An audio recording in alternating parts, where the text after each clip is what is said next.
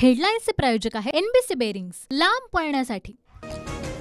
शिंदेच्या शिवसेनेकडून ठाणे लोकसभेसाठी नरेश म्हस्केंना उमेदवारी। ठाकरे गटाचे राजन विचारे विरुद्ध नरेश म्हस्के अशी लढत होणार।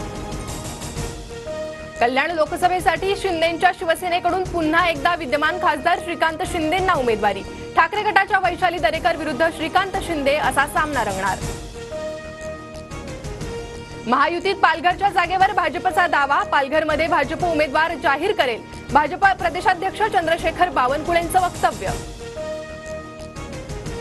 नाशिकच्या जागेचा तिढा आज सुटणार। मुख्यमंत्री एकनाथ शिंदेंची प्रतिक्रिया। तर भाजपनं दावा सोडल्यानं भाजप नेते दिनकर पाटील नाराज।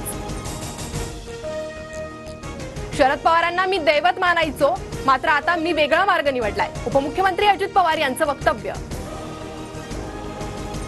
दैवत्व देणारेच घात करतात। जितेंद्र आव्हाडांचा अजित पवारांवर घणाघात।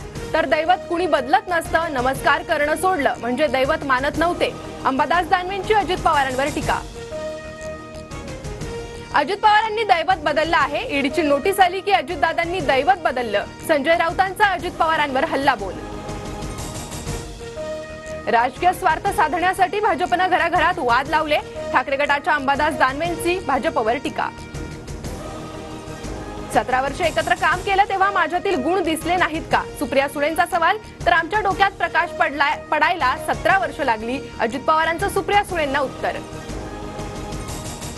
भटकती आत्मा असते तसा वखवकलेला आत्माही असतो। वखवकलेला आत्मा सर्व दूर जातो। उद्धव ठाकरेंचा मोदींवर पलटवार।